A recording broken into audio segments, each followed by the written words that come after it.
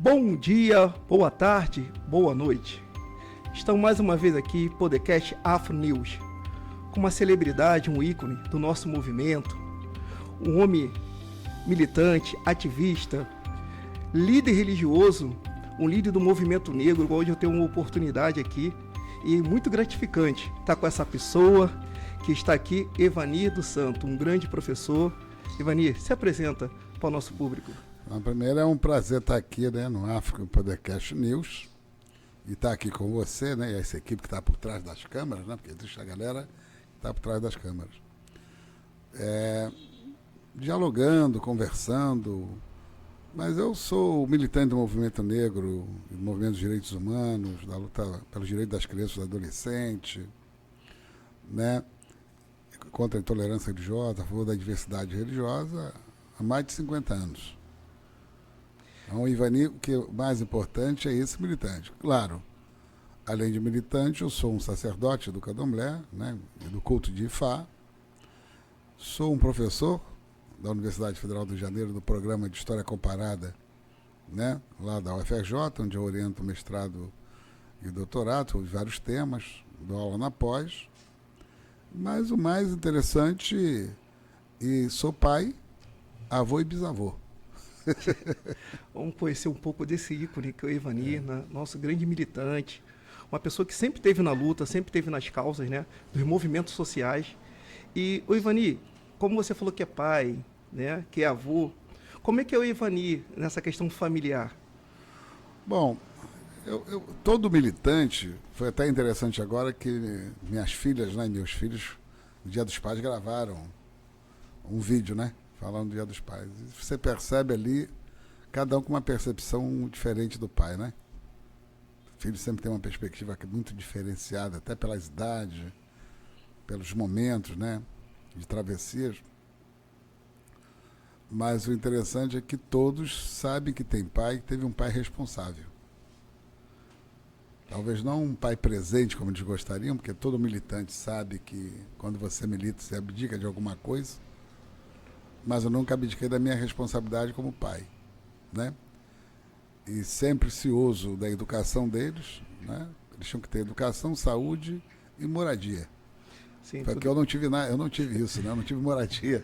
Então, quem não teve moradia, teve moradia precária, né? Sim, sim. Então eu dei isso, isso foi o que eles, e todos ganharam consciência social e política, né? Todos eles.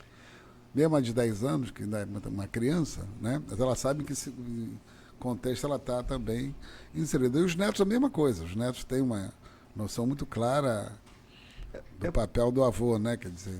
Eu falo por mim, né? Porque a gente, assim, como Marcelo Dias, né, Jurema Batista, sim. como você, quando a gente começa a entender do movimento, a gente vê a nossa representatividade, né, na pessoa de vocês. Sim. E muitas das vezes, quando a gente fala de família, muitas das vezes a gente pensa que aquela pessoa sempre está militando todo momento, mas tem a família, né? Mas no meu caso tem um aspecto interessante, porque eu não fui criado em família, né? Eu fui criado em internato.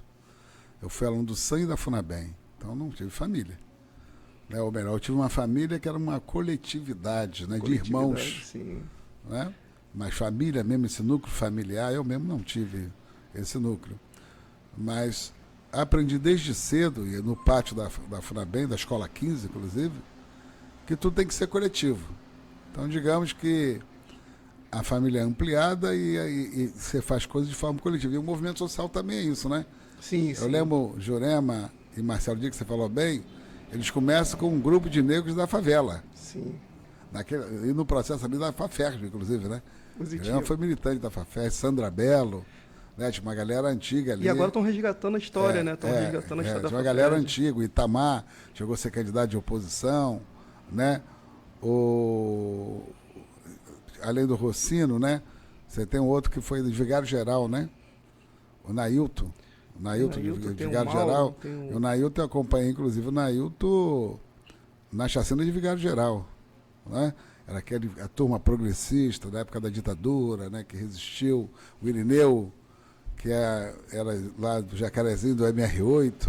Só não esquece disso, a FAFERJ ela nasce num contexto, primeiro, do apoio da pastoral de favela. Primeiro é a pastoral de favela que vai dar na FAFERJ, inclusive. E e tem uma figura muito importante, que era ligada ao Dom Helder, naquele nos anos 50, 60, que é o Bola, né? O segundo esposo da Benedita, que é uma pessoa importante, né, nesse processo da luta de favela, que se organizavam. Então, eu vi essa luta, né? Eu acompanhei. E esses militantes, que ao mesmo tempo que eram de favelas, né? Tanto a Jurema do Andaraí como o Marcelo Dias da Vila Cruzeiro, né? Sim. Vila Cruzeiro, se adentra ao movimento negro nas nossas reuniões no IPCN. Então essa turma eu conheci muito bem. Foi até bom você falar isso, que ontem eu tomei café com o Itamar, né? Encontrei o Itamar por acaso. Ali no IPCN era o Márcio Então, Madeira, Santa agora Marta. está a Márcia Glória, né? Então essa galera, o movimento negro, ele sempre ele se reconfigura nos anos 70, 80, né? Principalmente no final de 70, no meio de 70 para 80, com duas questões importantes que essa juventude dava. Primeiro, os bailes Black Power, né? Hoje chamados bailes Soul. Sim. O Soul. Né? Mas, ao mesmo tempo, do ponto de vista crítico da política, eles começam a levantar o debate sobre a violência policial, onde esses jovens, né, de comunidade também vêm a partir desse contexto. Não, e assim, é muito importante que a nossa juventude assistir, né, você, a sua fala, porque muitos pensam que hoje os privilégios que veio, né, até para homens e mulheres negras, dentro dessa coletividade, a qual você aprendeu dentro do orfanato, eles pensam que foi de mão beijada. Mas teve muita luta, né? Teve muita mortes também, né? Perda de amigos. Perdas. Os dois assessores da Jurema, né?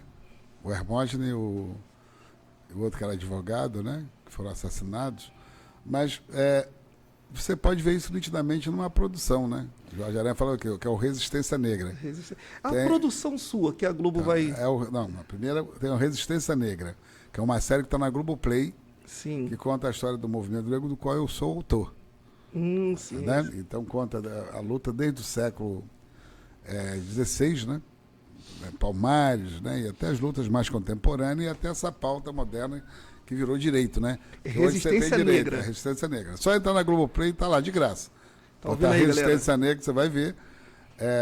Jonga e a Larissa Luz que apresentam, inclusive. Né? O Jonga e a Larissa Luz.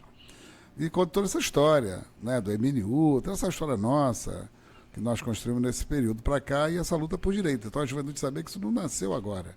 Isso é uma luta que vem desde a resistência, ou seja, da escravidão, contra a escravidão. Depois a luta por liberdade foi muito importante. Depois a luta por direito, que se inaugura na República, né? O direito de ser cidadão, de ter políticas de educação, saúde e tal. E até agora, quando virou direito, a questão das cotas, né? Nas universidades públicas e no concurso público. E a Lei 10.069, que é a maior conquista que nós tivemos no campo da educação. Então, houve uma luta, como você diz, histórica. Sim. Né? E você é autor dessa série? Sou autor da série. Muito bom. É uma série dirigida por negros, os roteiristas são negros, né? O diretor de arte era negro. Né? É a primeira produção, grande produção que você tem, inclusive na Globo, né? Que trata desse tema a partir da perspectiva e olhar da comunidade negra. Tanto que outras vieram depois. Vamos dizer assim, o Resistência, tem mais de 3 anos atrás que a Resistência foi feito, né? E está lá. Não, e é muito importante assim, a gente entender, compreender, porque é uma história viva que estamos Sim. aqui. E você, Ivani, o que você tem visto a diferença dos anos 70 para o século de hoje, contemporaneidade? Não, primeiro, os anos 70 é uma luta muito de resistência por direito, né? Atualmente, você tem algumas lutas que são importantes, mas é uma luta muito mais voltada para a conquista pessoal. Nós somos de uma geração que era diferente. Nós lutamos para deixar um legado. E hoje, muita gente é beneficiada dessa luta. E hoje tem uma luta muito mais individualista do que coletiva. Sim. E eu tenho dito que essa juventude, ela tem que ser sensibilizada, que ela está mais bem preparada do que a nossa. Nossa, eram raros que iam para a universidade. Era meia dúzia, universidade pública, privada. Não era nem universidade pública. Hoje tem muita gente na universidade pública. Então, eu sempre digo, se a geração anterior à nossa nos deixou um legado, né, e se a nossa geração conseguiu transformar em direito pela primeira vez na história do Brasil, direito que beneficiou milhares de jovens, milhões de jovens hoje no país, né? Essa juventude tem uma responsabilidade maior ainda, que é ampliar essa luta por direito para que traga um legado para outros que virão depois, né? Outros que virão depois nas várias áreas, seja na área da educação, na área da saúde, na área do trabalho, na área da habitação. São lutas fundamentais. A educação ela é estratégica para nós, porque a educação ninguém te tira. Positivo, né? Isso aí. É um lugar que você consegue ter uma leitura da sociedade. E eu fico muito triste quando eu vejo as pessoas voltadas muito por eu, e não por nós. Então, dentro disso, é porque, tipo assim, a gente vai na rua, dentro de movimento, né, dentro de periferia, muitas pessoas, quando a gente fala assim, tem o auxílio-desemprego, tem o SUS. E aí, quando a gente vai falar para a pessoa que foi lutas de movimentos sociais, através disso, luta até a questão de a criança ter que se vacinar, tá na escola, porque hoje, como fala que é obrigatório, porque antigamente, mais a criança que saía dentro de uma comunidade, dentro da favela, numa precariedade, já não tinha acesso à escola. E muitos também não tinham acesso à saúde. E desse movimento negro que foi constituindo isso, foi muita luta. E hoje as pessoas, muitas das vezes, eu até, assim, a pessoa faz um questionamento do SUS. Eu falei, cara, beleza, eu questiono o SUS que ele tem que melhorar, não acabar. As pessoas não sabem o que é não ter... Tem que ficar claro. O SUS, que é uma excelente proposta, uma excelente políticas públicas, que é universal para atender todo mundo, você só tem uma experiência dessa na saúde na Inglaterra, que eu estive lá recentemente. Sim. Nos outros lugares, não. Nos Estados Unidos você paga pela saúde. E observa que você tem uma ampla maioria da população negra que não tem plano de saúde. E um dos motivos do SUS não funcionar tem a ver com os planos de saúde. Sim. Não pode esquecer disso. Porque se a saúde pública fosse de qualidade, em alguns lugares ela até é, né? Inegavelmente ela é, mas fosse para atender todo mundo de forma decente, 3 políticas básicas, se fossem feitas bem, né, tem impacto na renda do trabalhador, que o trabalhador não precisa gastar dinheiro com isso, que seria a saúde pública de qualidade e de acesso universal, né? A educação pública de qualidade universal e a habitação. Porque a educação determina o lugar do trabalho. Né? Onde você vai trabalhar, você é educado, tem profissão, você vai acabar tendo mobilidade na sociedade. Então, são 3 políticas importantes, né? Que, obviamente, têm impacto na política de segurança. Entendeu? Com certeza. Porque se você dá educação e tal, não precisava fazer. Quando você tem uma política desequilibrada como a nossa, de muita injustiça, né? Muita desigualdade, né? Muita injustiça. Consequentemente, você tem uma política de segurança que é de controle social, não de respeito ao cidadão. Verdade. Porque o lugar que você mora, precário de trabalho, né? Não é que a favela, todo mundo... Não é verdade. Esse estigma que criou que a favela fosse fruto de produção de criminosos, isso é um fruto criado. É criado para controle social. Verdade. Não é? Porque criminoso tem tudo quanto é lugar. E uma coisa que eu sempre falo, que tanto o entorpecente não é oriundo da favela. As munições, né, o armamento não é oriundo da favela. Não tem fábrica lá dentro. Tá entendendo? Então a gente começa a pensar em cima disso. E dentro disso também, Vani, como você vê, como você falou da questão dos anos 70 para o tempo de hoje, você vê que o potencial das pessoas, de homens e mulheres negras, cresceu muito dentro de faculdade, né? Dentro do saber também. E você teve uma infância totalmente difícil. Como é que foi para você conseguir essa resistência, essa resiliência e conseguir chegar, cara, e ser esse homem que você se encontra hoje? Que você tem várias pessoas que te seguem. Mas no início foi difícil. Como é que você conseguiu essa virada de chave? Porque tem muita gente que também passa por isso. Bom, primeiro, como é que eu sempre digo para as pessoas que eu transformei e lutei por direito, para aquele direito que me foram me legado fosse dado para outras pessoas, fosse garantido para outro segmento. Então, a primeira experiência minha, quando eu saio da FUNABEM, porque a gente sabe que eu sou músico, né? Sim. Eu fui dar aula de música, inclusive, fui ser operário da aula de música. Mas foi devido à precariedade dos ex-alunos que não tinham família. Isso era um fato importante. como eu, alguns não tinham família. Outros tinham família, mas na verdade passou a ter olha a contradição. O fato de você estar na FUNABEM, devido na escola que você estava, você tinha 3 refeições ao dia. Você tinha médico. Você tinha uma educação de qualidade, na escola 15. Coisa que normalmente nem todo mundo na favela tinha, porque nem todo mundo tinha acesso à escola. Sim. Não é porque não queria ir para a escola, porque não tinha acesso à escola. Né? Então você percebe que na contradição de controle social, porque FUNABEM era ou vai ser bandido, ou era bandido ou vai ser. Esse é o estigma. Né? Não tinha outra saída. Mas você, por outro mesmo, lado, né? você tinha um tratamento ali, você tinha um ginásio industrial básico, onde você aprendia uma profissão. Então, você observa as contradições. Então, quando eu vi que tinha um estigma na sociedade, que dependente de você ser ou não delinquente, né? A sociedade achava que todo mundo era, isso é igual olhar para o favelado, né? Achar que todo mundo ou é criminoso, é cúmplice da criminalidade, ou se não é, vai ser. O estereótipo, né? Já olhava. Não, é o estigma. E o estigma é uma forma de controle social. Sim. Você vende a favela um pouco, né, dessa lógica. Então, eu fiz todo o movimento inverso, né? Primeiro, eu ajudei a organizar a Associação dos Ex-Alunos da FUNABEM. Tu ajudou a organizar? Eu fui um dos fundadores da associação. É? E fui o idealizador da associação, todo mundo sabe disso. Então, isso já mexeu ali num certo contexto, onde a gente começa com o Togo Yoruba, naquela época, era meu amigo, a dialogar com o movimento negro, onde eu vou para o IPCN. Jorge Carlos acabou de falecer agora, foi um dos fundadores do IPCN, que era um ex-aluno, foi aluno comigo em várias escolas, do SAM primeiro e depois da FUNABEM. Bom, a associação ela teve um papel muito importante, né? Inclusive, quando faz a denúncia sobre extermínio, começa na Associação dos Alunos da FUNABEM. Depois a gente cria o CEAP, que é uma ONG que existe até hoje, que tem um papel importante até hoje na sociedade, que vai ter um papel na pauta negra. Então, digamos, eu, em vez de ficar chorando, né, ou em vez de ficar só culpabilizando aquilo que eu não tive, eu transformei numa luta por direito, numa consciência crítica e política.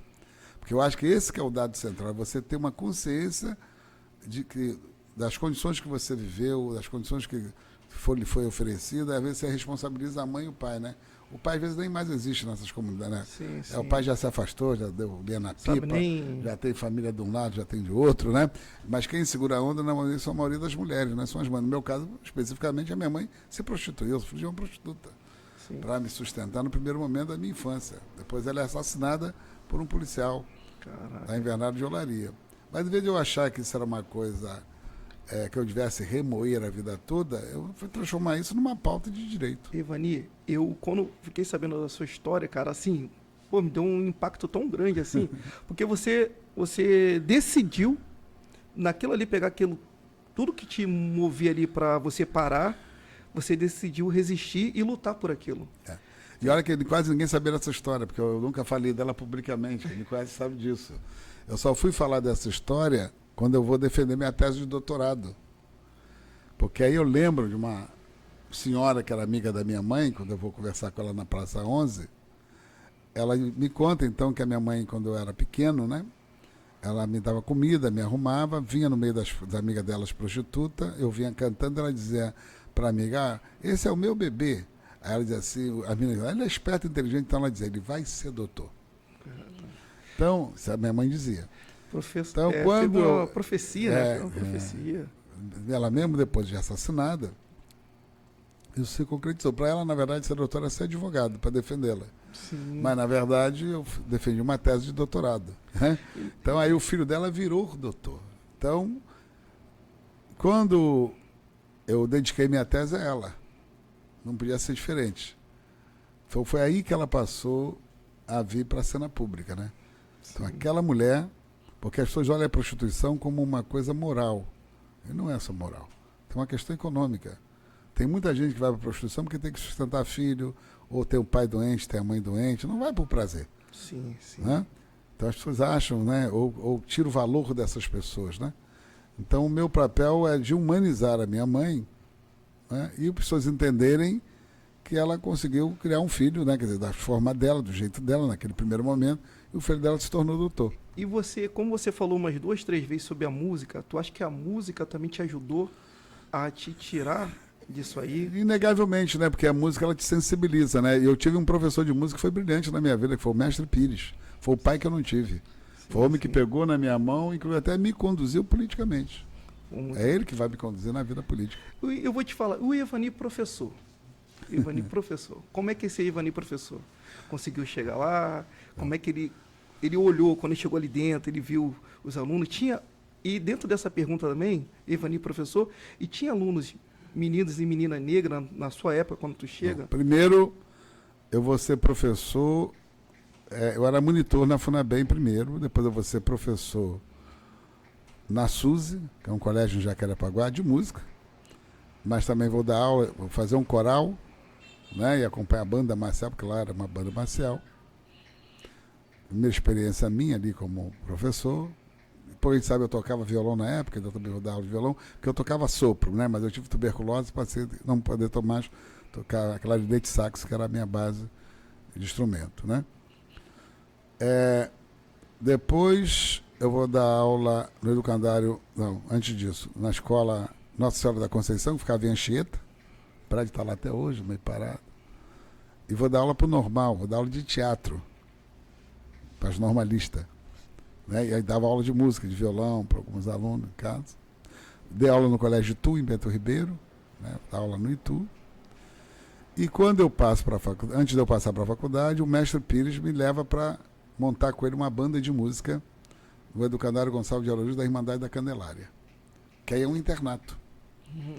Né? A minha experiência primeiro no internato. Primeiro é fora, em escolas particulares, depois no internato. E meninos, maioria de meninos negros. Né?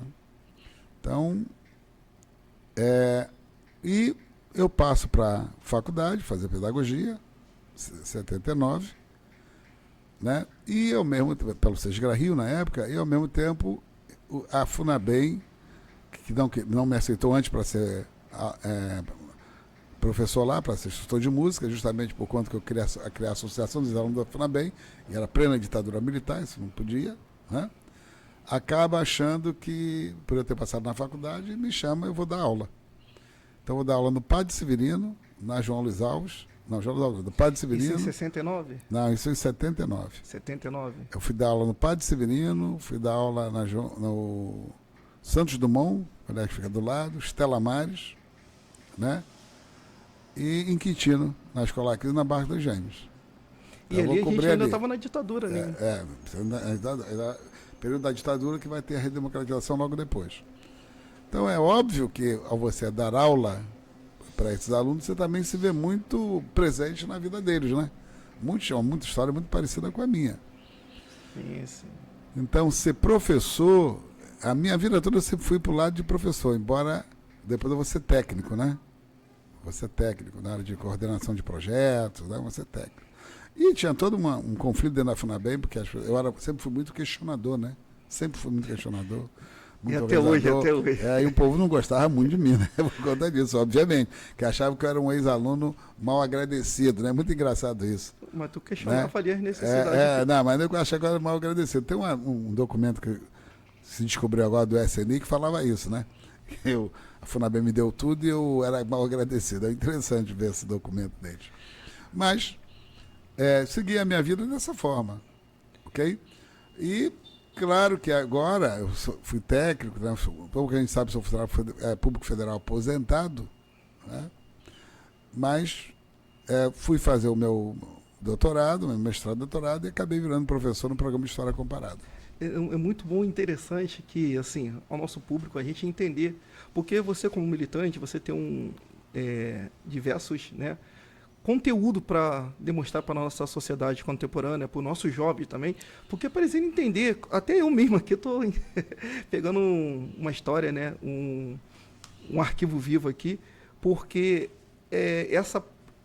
tua produção que você fez ao longo desde que você nasceu e aonde você chegou, você revitaliza toda uma sociedade de homens e mulheres negras onde quer chegar, entendeu? Eu incentivo essa galera, né? Todo mundo sabe que o meu papel na universidade é esse. Eu sempre digo que eu formo quadros. Formo os intelectuais e tal, mas quadros, que tem que contribuir com a sua realidade, tem que contribuir com o seu grupo. E agora, recentemente, você tentou falar isso antes, mas eu falei do Resistência, todo mundo sabe que eu assinei um contrato, né, com a TV Globo, isso antes do processo eleitoral, né, que vão fazer um filme da minha história. Então, acredito que isso vai ter um impacto na sociedade, que talvez vai ser o primeiro filme, uma produção, né? Grande produção, digamos assim, que vai contar a história de um militante. Sim. Né? Tem algumas que estão falando do... Né? Alguém tentou fazer alguma coisa do Lima Barreto, alguém... Né? O Rebouça mesmo tem, né? Um filme feito sobre ele, mas dessa nossa geração tem várias produção cinematográfica, mas nenhuma que foi veio do movimento, não, né? E muito com grande impacto, né? Sim, sim. Que possa de fato. Sabe qual vai ser o nome? Pode falar? Ainda não sei o nome não, porque eu estou escrevendo um livro de memória, né? Eles me pagaram os direitos antecipados para fazer o livro de memória e está acertado, encaminhado que vai ser um filme e um documentário, né? As duas coisas, mas é um filme de longa-metragem e uma ficção. O desejo, se fosse a vontade da Evania dos Santos, qual seria o nome assim que tu acharia que... Não, o nome do meu livro que eu quero escrever, que eu estou escrevendo, na verdade, estou fazendo uma pesquisa, mesmo nesse período agora de campanha, eu botaria o nome de Desvalido. Desvalido. Por que Desvalido? Porque no meu prontuário da Escola 15, do SAM, tem um carimbo de Desvalido. Entendi. Desvalido. Se sair o nome do filme. Entendeu? Já sabe, hein? O filme eu não sei se vai ser, mas o livro... Furo de reportagem aqui, Afro News. O livro que eu quero que seja o Desvalido, no livro. Entendeu? Que aí a cinematografia... TV Globo, já fica aí. Aí o filme já vai em outra direção, né? Geralmente é outra produção, outro olhar, na verdade. Mas a minha única preocupação é que não seja um olhar de eu venci por mim mesmo. Sim, isso não tem sentido. Né? Eu acho que contando a história do Ivani, como quem está vendo agora o processo da campanha eleitoral, né? Ali tem uma trajetória, né? Eu estou falando de uma trajetória que ela não é individual. Ela é uma trajetória coletiva, ela é uma trajetória de um movimento social, que é isso que interessa. E como a gente está entrando no pleito eleitoral, porque tem as pessoas novas, muitos não sabem quem é Ivani. Muitas pessoas vão saber até dos movimentos sociais e movimento negro quando entra na faculdade. Sim. Entendeu? Quando a pessoa não tem esse contato, ela não sabe quem representou, como é que foi essa questão da luta do movimento negro.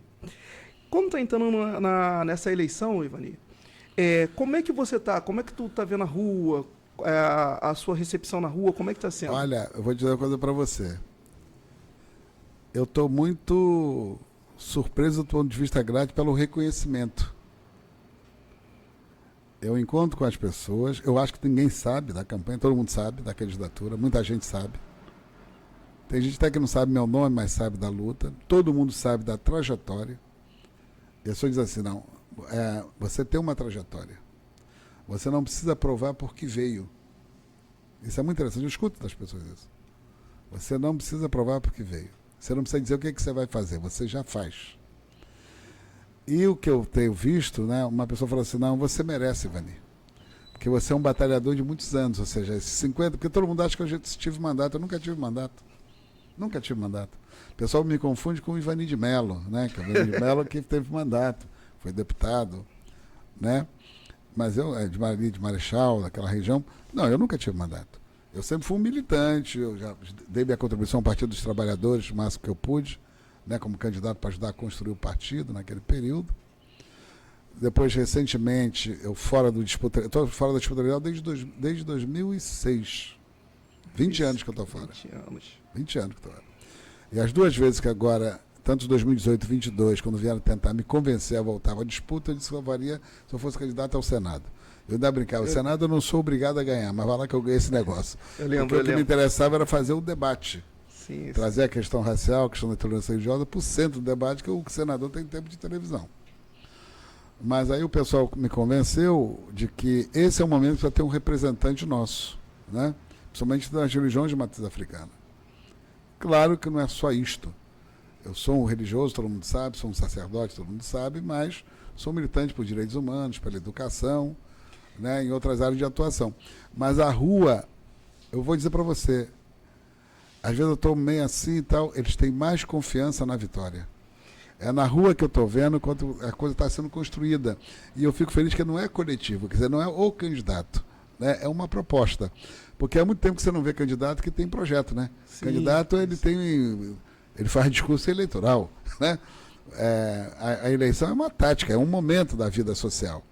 E então, até no evento que você fez da intolerância religiosa, cara... Que a caminhada que a gente faz vai ter sendo de novo, 19 anos que nós fazemos. Então, o que eu tenho sentido na rua é que o povo está pegando na minha mão e está conduzindo.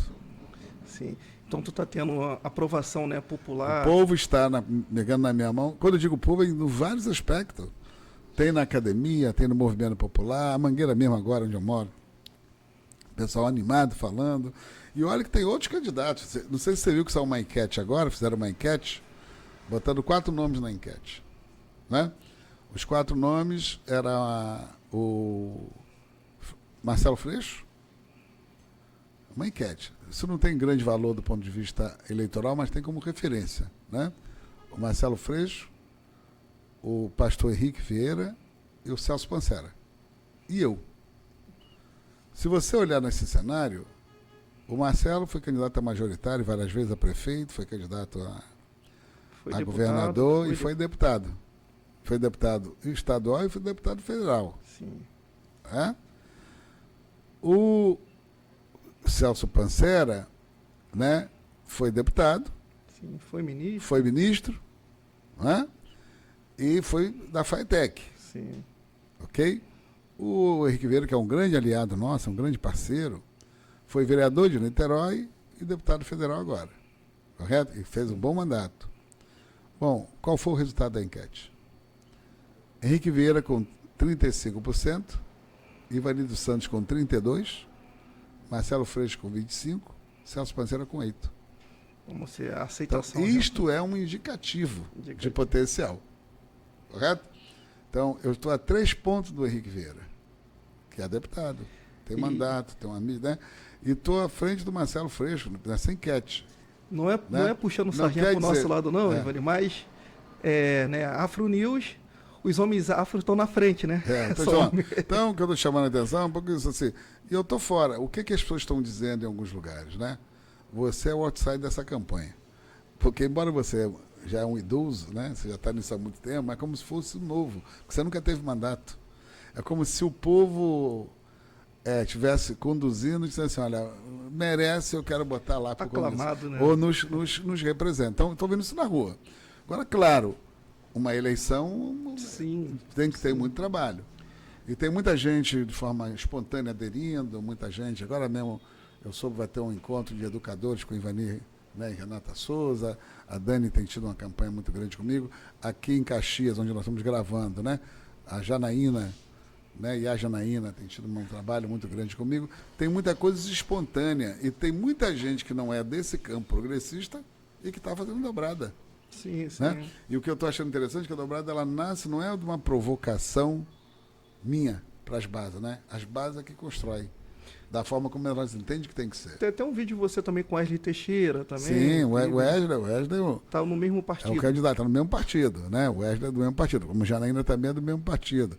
Mas você tem também o Igor em Belfort Roxo, que é do PT. Sim, sim. Né? Você tem o Yuri, que é do PSOL, que está lá em Petrópolis. Né? Então é muito interessante. Tem um menino chamado Alberto agora de Campos, né? Que é do MDB. Né? Tem feito uma dobrada grande, né? Que eu estou vendo. E eu não tenho dinheiro, né?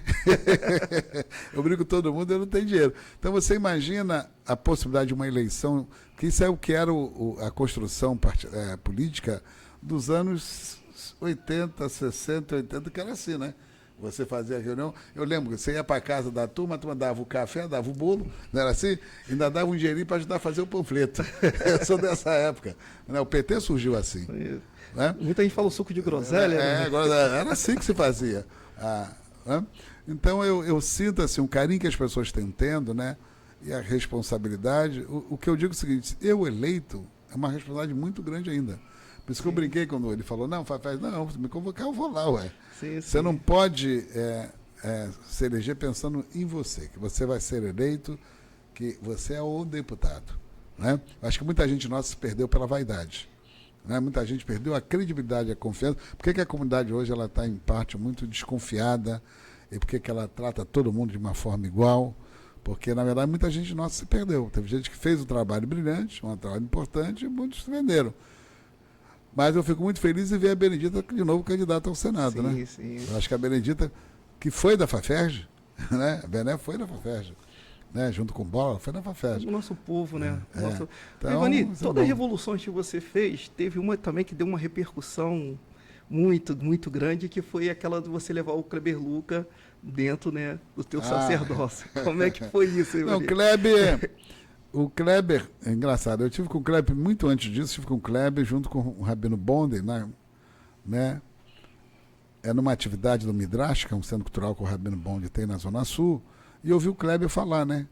E ele fala da mãe dele, né? Uma mãe solteira que teve filho, e fala da importância da Umbanda e do Candomblé na vida dele, para matar a fome dele, para proteger ele para dar casa. Então, um pastor que diz isso, que não é muito raro um pastor falar sobre isso, né? Eu sempre achei muito interessante. Quando houve uma campanha que a Luz Marina, que é uma pastora luterana, minha amiga, ela faz para recolher dinheiro, que ela diz assim, se tem cristãos que queimam, há cristão que constrói.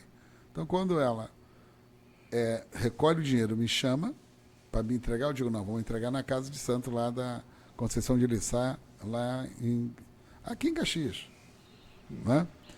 Em Bahia. E aí eu peço para chamar o Kleber, e ele foi. E ele leva o piano dele e toca uma música, Maria Maria. E aí ele é esculhambado. Sim, sim. Quando ele é esculhambado, eu me senti responsável por ele ter aceito o convite meu, que eu pego o Kleber, faço um ato de solidariedade dele de várias religiões, no primeiro momento, lá na Universidade Federal, converso com o meu orientador na época, preparar o Kleber para que ele fosse fazer o mestrado. E o Kleber vai para lá, né? Faz o mestrado, acabou de defender o doutorado dele, fez parte da banca. Sim, eu fiquei vendo. Né, o membro do CAM. E nesse período ele mesmo querendo sair da religião, disse que não, que ele tinha que ficar, porque o lugar dele para nós era importante, e nos tornamos um grande amigo. Ele acha até que eu sou o irmão mais velho dele, né? E temos uma amizade muito grande, né? Tanto que eu sou o candidato dele, né? Ele mesmo estando na chapa da Benedita como suplente, né? Eu dei lá minha contribuição. E ele diz que o federal dele é o Ivani. Ele me acompanha. E muita gente vê isso bonito, porque, na verdade, é um pastor negro. Sim. Né? Que tem muita base popular, as pessoas não sabem disso, e que o establishment dos pastores empresários tenta apagar a voz dele e a imagem dele. Eu falo assim, na minha família tem budista, né? Minha família de homens e mulheres negras, tem budista, tem católico, tem do candomblé, né? Tem da Umbanda e tem evangélico. E sempre todo mundo se deu bem. Otimamente, sempre todo mundo se deu bem. Depois é criada uma narrativa que não poderia se conversar. Tá entendendo? Eles são os escolhidos e os outros é do mundo. e mais naquele tempo que o Kleber Lucas ali que era também um cara dentro do mundo gospel, né, evangélico, músico, e foi onde quebrou aquela ruptura, né? Porque você parece que não poderia ali, parece que não poderiam falar com o outro, né? E não, isso criava essa barreira. Essa conversa minha com ele criou um impacto na sociedade. Mas não, o Júlio está aqui mesmo. O Júlio é pastor. E foi meu professor, foi meu aluno no mestrado. Né? Eu oriento pessoas da igreja. Eu tenho orientando, são diáconos de igreja, são pastores de igreja, pastores, são meus orientando. E ainda sofre uma coisa na comunidade deles que as pessoas dizem, mas como que você pode ser orientando por um homem daquele? Não, né? O preconceito é não. Eu digo, meu filho, não estou ensinando ninguém teologia, estou ensinando história. Eu sou um homem da história. Mas eles passam por esse questionamento, que é um questionamento burro. Né, um questionamento de intolerante, preconceituoso, não tem nada a ver com isso. E todos que trabalham comigo, ou que foram meus alunos, se tornam meus amigos. Né? O pastor Júlio mesmo faz um trabalho muito importante lá em Belfort Roxo, interreligioso. Né? Sim, quer dizer, sim. os meus, quem passa na minha mão, quem passa nas aulas comigo, aprende ali, primeiro a respeitar as religiões de matriz africana, né? E a entender que sua fé, o outro também tem fé, respeita a fé de um e do outro, né? E outro que a gente pode andar juntos. É essa que eu acredito que a sociedade tem que caminhar. Não, sim, eu vejo pela minha família, dentro do meu parentesco, que a harmonia, ela impera ali, independente de religião. Porque festa final de ano, quando tem algum evento, né, da família em si, porque eu acho que isso tem que ser na sociedade, né? O respeito, né, o amor ao próximo, que a igreja evangélica prega o amor ao próximo. Mas não é só pregar, né? Não, Cristo não é nada disso que eles falam. Entendendo? Esse é o problema. O que tornaram Cristo é uma coisa. Agora, Cristo, se você pegar o exemplo dele, ele nunca discriminou ninguém, pelo contrário, ele acolheu a todo mundo, né? Então é uma contradição entre aquelas pessoas que se dizem cristãs, que têm atitudes que não tem nada a ver com a essência de Cristo, né? Eu não sou cristão, mas eu entendo isso. Quer dizer, ou seja, eu sou de uma pessoa que eu acredito que o diálogo ele é fundamental. Você pode discordar. Isso não é o problema. E depois outra coisa que a gente tem que aprender, você pode discordar da ideia do outro e não do outro como pessoa. Sim. As pessoas transformam a discordância em uma briga pessoal, né? E não pode ser pessoal. É o diálogo, né, cara? É um diálogo, Você vai olhar ali, até para tu construir a sociedade, você vai ter um olhar, outra pessoa vai ter diferente, porque vem de lado diferente. Se tu vê o homem e a mulher, teve uma criação e a mulher teve outra, um homem. Então, ali dentro de um casamento, ele vai trazer aquela cultura. E se você não conseguir ter um diálogo dentro de casa, como é que tu vai conseguir constituir uma família? E dentro da sociedade a mesma coisa. Se você vê a pessoa que era mais humilde, vê uma pessoa classe média, outra classe alta, não conversarem, como é que tu vai construir uma sociedade? A minha casa é Ruth Steinemia, Antigo Testamento puro, e eu sou candomblessista, você imagina. Eu tenho que entrar em casa. Tem que entrar em casa. Ele conhece daí, entendeu? Eu tenho que entrar em casa. Então não adianta, se você for intolerante, de um lado ou de outro, né? Você não convive. Não convive. E às vezes o fato de você ter fé diferente não quer dizer que você não seja bom caráter, que você não seja honesto, que você não tenha bons propósitos. Isso depende. Uma coisa é o ser humano. Né? E até outra coisa é o divino. Tem gente que quer ser mais do que o divino. Quer pegar o posto dele. Isso é ruim, isso não tem. Igual eu digo para a minha galera, você não é orixá, sabe? Ser humano, você tem qualidades e defeitos. Você pode errar. E dentro da política é a mesma coisa, né? Dentro da política também tem que ter esse diálogo também. Sim. Tem que conversar também, porque aquele negócio de... Não é que você só vai ganhar, mas você tem que olhar, igual você falou, o coletivo, né? Tem que trazer para o coletivo, porque foi o que você fez durante a sua vida toda, tanto lá da FEBEM, que você começa a fazer uma associação, e depois, durante a sua vida, dentro de outras repartições, você começa a construir isso. Não para você, mas sim para o coletivo, que as pessoas que não tinham pai, não tinham mãe, que você se sentia responsável, né, por essas questões. Tu acabou de falar assim, sou o irmão mais velho do Caberluca, que orientou em diversas coisas. Ele fala isso, ele diz, tem decisão que ele tem que tomar que ele me liga. Aí eu digo, calma, aí ele fala, não me liga, ele diz, calma, porque nós temos que estar unidos, ainda mais a população negra, né? Sim. A religião, quando nos divide, interessa a outras pessoas e não ao religioso. Né? Por que demonizam as nossas práticas? E se você observar, não foi diferente com Cristo lá atrás, não. Ele também foi demonizado, gente. Sim. Esqueceram disso? Quem conhece a história sabe. Né? Então, por que isso? E aí que você colocou um ponto, por que a religião vai dividir família? Com que objetivo? Em que sentido? Porque o importante é um espaço de diálogo. E sinto na sociedade brasileira que tem um campo na sociedade que cada vez mais quer isso, que é o diálogo. Essa polarização, ela não interessa para a maioria do povo brasileiro. Não interessa. Interessa a outros que têm interesse nela, mas não interessa. E o povo, né, uma coisa é você ter candidato com esse perfil, né, do diálogo, do respeito. A sociedade, ela vai acabar um dia, tem que se encontrar, que tem que ir para esse lugar. Mas tu acha que dentro disso, que tem um povo que quer diálogo e o outro não, né? Só quer montar narrativa. Tu acha que isso, dentro disso, é por causa da geopolítica que interfere muito aqui dentro no Brasil? Eu acho que é muito mais uma política de fora do que dentro, né? Mas acontece, foi bom ter explodido isso no Brasil, porque também a natureza das pessoas, o caráter delas apareceram, né? Sim. Porque uma coisa você acha, é igual racismo, ninguém é racista. Racismo, todo mundo sabia que existia. Quando ele começou, subiu os patamares. Não aumentou nada, se tornou visível. A intolerância é a mesma coisa, porque está na agenda da sociedade brasileira. Né? Tanto a intolerância religiosa como o racismo. Então não se pode esquecer disso. Agora, eu acho que ter isso como uma forma de se refletir, se debater com tranquilidade, é o que nós precisamos fazer. Ernali, a gente está terminando aqui, entendeu? Foi muito bom, cara. Estou muito grato de estar aqui com você, essa oportunidade. E aqui você dá a última saudação, falar de você, do Ivani e da sua campanha que vai estar dentro, né? Tua pré-campanha ainda, né? Eu já sou candidato oficial, mas não tem campanha que não pode ter pedido de voto. Mas pelo menos se apresentar, né? Eu sou candidato oficial a deputado federal pelo PSB, né? Pelo PSB aqui do Rio de Janeiro.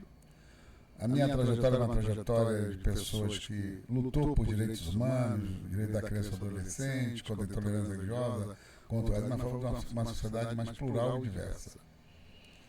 E é só você entrar lá, né? @babalaú Ivanildo dos Santos, entrar no meu Instagram que você vai ver.